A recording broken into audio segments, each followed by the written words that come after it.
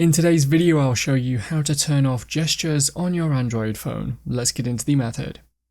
Open the main Settings app first, and then tap into the search option at the top and type in gestures. If you see gestures from the search results, tap on it, and then you might need to tap on it again to get to the correct page. You should also be able to find the gesture settings manually, either as an option on the home page of the settings, or within the System or General Settings page. Within the gesture settings, you should see the types of gestures on your device, and if you tap on one of these, you can turn off or check how to perform it. That's how to turn off gestures on your Android phone. If you found the video helpful, remember to leave a like and feel free to subscribe for more. Check out the videos coming up right now, you might find these helpful too.